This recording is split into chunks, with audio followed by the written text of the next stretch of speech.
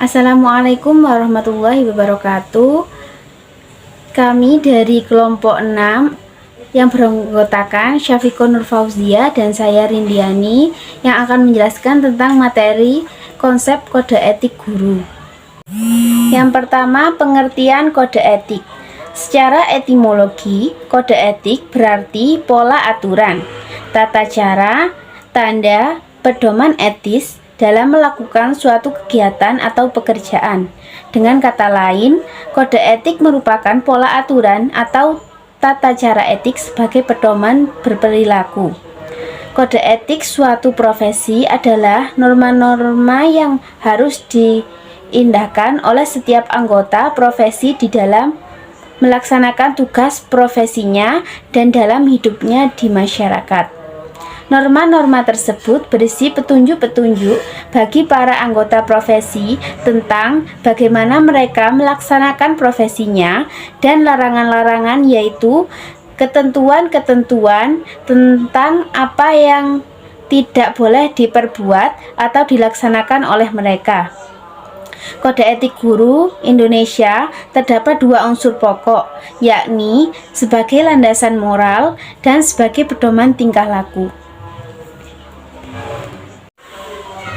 Yang selanjutnya, tujuan perumusan kode etik guru. Tujuan merumuskan kode etik dalam suatu profesi adalah untuk kepentingan anggota dan kepentingan organisasi profesi itu sendiri. Secara umum, tujuan perumusan kode etik yaitu: yang pertama, menjunjung tinggi martabat profesi. Kode etik dapat menjaga pandangan dan kesan dari pihak luar atau masyarakat agar mereka jangan sampai memandang rendah atau remeh terhadap profesi yang bersangkutan. Setiap kode etik suatu profesi melarang berbagai bentuk tindakan atau kelakuan yang mencemarkan nama baik profesi terhadap dunia luar. Yang kedua, menjaga dan memelihara kesejahteraan para anggotanya. Yang dimaksud kesejahteraan di sini meliputi kesejahteraan lahir maupun kesejahteraan batin. Kode etik juga sering mengandung peraturan-peraturan yang bertujuan membatasi tingkah laku yang tidak pantas atau tidak jujur bagi para anggota profesi dalam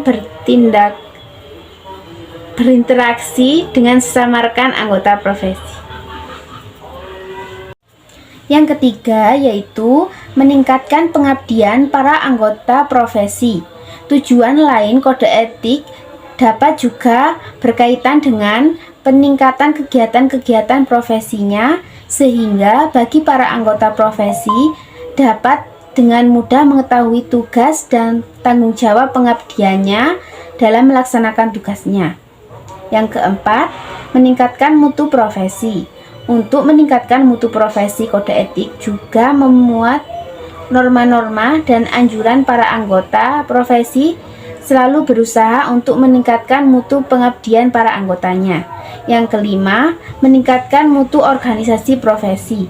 Untuk meningkatkan mutu organisasi profesi, maka diwajibkan kepada setiap anggota profesi untuk secara aktif berpartisipasi dalam memilih organisasi profesi dan kegiatan-kegiatan yang dirancang organisasi. Materi selanjutnya yaitu penetapan kode etik dan perumusan kode etik guru. Kode etik hanya dapat ditetapkan oleh suatu organisasi profesi yang berlaku dan mengikat para anggotanya. Penempatan kode etik lazim dilakukan pada suatu kongres organisasi profesi. Dengan demikian, penetapan kode etik tidak boleh dilakukan oleh orang secara perorangan, melainkan harus dilakukan oleh orang-orang yang diutus dan atas nama anggota-anggota profesi dari organisasi tersebut. Kode etik suatu profesi hanya akan mempunyai pengaruh yang kuat dalam menegakkan disiplin di kalangan profesi tersebut jika semua orang yang menjalankan profesi tersebut tergabung menjadi anggota dalam organisasi profesi yang bersangkutan.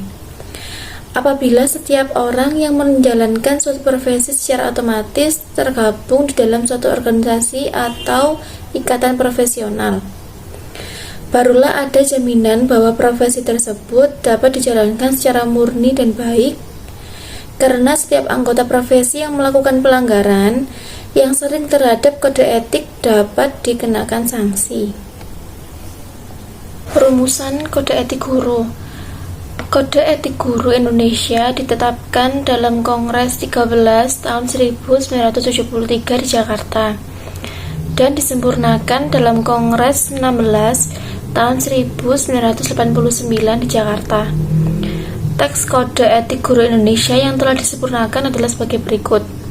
Guru Indonesia menyadari bahwa pendidikan adalah bidang pengabdian terhadap Tuhan Yang Maha Esa, bangsa dan negara, serta kemanusiaan pada umumnya.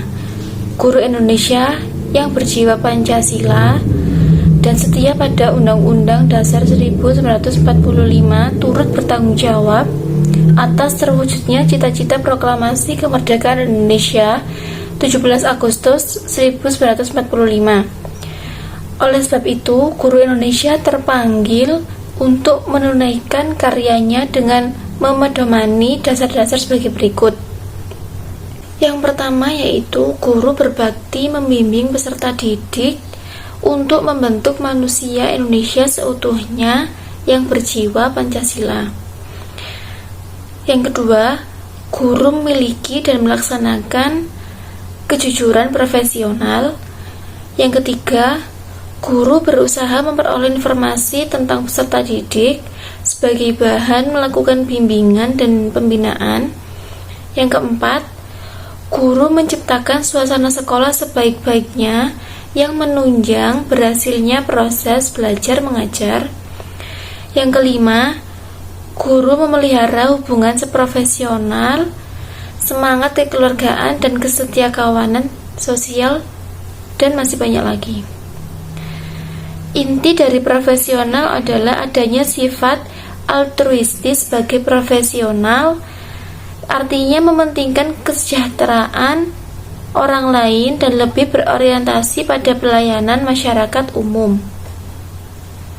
Jadi, nilai profesional paling utama adalah keinginan untuk memberikan pengabdian kepada masyarakat. Sanksi pelanggaran kode etik. Seringkali negara mencampuri urusan profesi, sehingga hal ini yang semula hanya merupakan kode etik suatu profesi tertentu dapat meningkat menjadi peraturan hukum atau undang-undang.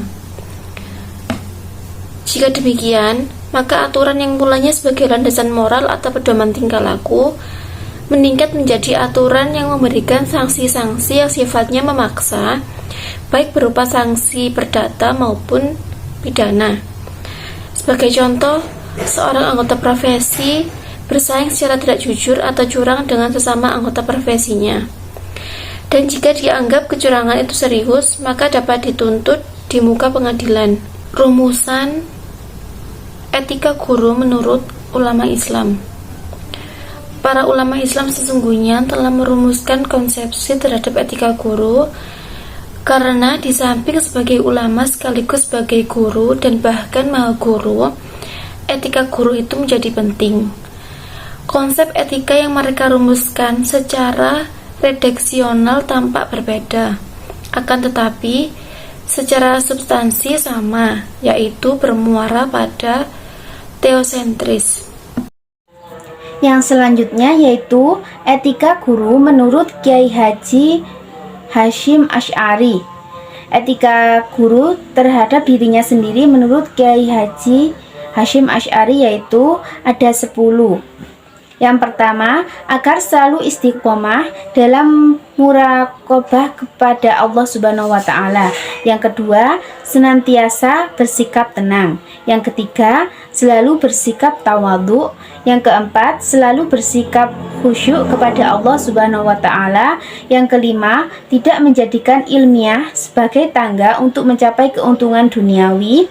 Yang keenam, bersikap zuhud dalam urusan dunia seperti apa yang ia butuhkan. Yang ketujuh, menjauhkan diri dari tempat-tempat kotor dan maksiat. Yang kedelapan, agar selalu menjaga syiar-syiar Islam dan zahir-zahur hukum. Yang kesembilan, bergaul dengan anak yang baik. Yang terakhir yaitu membersihkan hati dan tindakannya dari akhlak yang jelek dan dilanjutkan dengan perbuatan yang baik.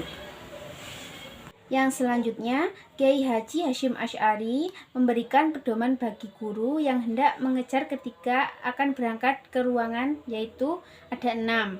Yang pertama, mensucikan dirinya dari atasan kotoran. Yang kedua, memakai harum-haruman. Yang ketiga, memakai pakaian yang layak. Yang keempat, berniat menyebarkan ilmu untuk mendekatkan diri kepada Allah Subhanahu wa Ta'ala. Yang kelima, menyebarkan kedamaian kepada kawan-kawan muslimin. Yang keenam, mendoakan ulama terdahulu, dan lain-lain. Yang selanjutnya, saat mulai mengajar ada 5. Yang pertama, mulai belajar dengan membaca ayat Al-Quran untuk mencari barokah. Yang kedua, mendahulukan materi yang dianggap penting. Yang ketiga, jangan mengeraskan suara secara berlebihan. Yang keempat, menjaga majelis dari kesalahan. Yang kelima, menekankan agar tidak membahas secara berlebihan. Yang selanjutnya, etika guru menurut Kiai Haji Ahmad Dahlan. Dalam pedoman guru Muhammadiyah dinyatakan bahwa seorang guru pada hakikatnya tidak dapat melepaskan diri dari fungsinya sebagai berikut. Ada 4 fungsi. Yang pertama, sebagai makhluk Allah Subhanahu wa Ta'ala dan sebagai manusia muslimin yang memiliki tanggung jawab penuh menunaikan amanat Allah Subhanahu wa Ta'ala. Yang kedua, sebagai warga negara yang memiliki tanggung jawab untuk menunaikan prinsip-prinsip garis-garis besar haluan negara dalam menjalankan tugas profesinya. Yang ketiga, sebagai pegawai instansi dan persyarikatan yang bertanggung jawab atas prinsip sunnah dan janji jabatannya. Yang keempat, sebagai guru mata pelajaran yang dipercayakan kepadanya yang memiliki fungsi sebagai penanggung jawab kurikuler. Yang selanjutnya, etika guru menurut Kiai Haji Imam Zarkashi. Mengingat pentingnya tugas guru, guru harus memiliki sifat khusus yang memungkinkan pelaksanaan tugasnya dengan cara terbaik mungkin. Sifat itu bertalian dengan fisik, intelektual, dan moral. Berikut ada 5, yaitu yang pertama, mempunyai akhlak yang mulia dan bebas dari perbuatan yang buruk. Yang kedua, mempunyai niat dengan penuh keikhlasan dalam pekerjaannya dan bersungguh-sungguh dalam tugasnya. Yang ketiga, sehat badan, kuat jasmani dan pikirannya. Yang keempat, suci dari cacat badan yang merendahkan. Yang kelima, mengetahui dasar pendidikan dan metode pengajaran. Yang terakhir yaitu persiapan guru dalam mengajar menurut Kiai Haji Imam Zarkashi. Ada 4. Yang pertama, niat mengajar. Yang kedua, mendidik dan mengajar adalah realisasi dari mujahadah, yaitu mau bersusah payah memikirkan kebaikan bukan enaknya. Yang ketiga, seorang guru adalah profesor pada mata pelajaran masing-masing. Untuk itu diperlukan i'dad at-tadris yang matang dan banyak. Yang terakhir yaitu yang terpenting dalam mengajar bukan hanya thoriqoh, tapi kemauan dan jiwa mengajar, hati, jiwa dan kesungguhan dalam mengajar. Tanpa ada jiwa mengajar, maka guru itu pun tidak akan menjiwai pelajaran dan berakibat materi itu pun tidak sama sampai ke jiwa murid. Sekian penjelasan dari kelompok kami. Jika ada kesalahan, mohon dimaafkan. Wassalamualaikum warahmatullahi wabarakatuh.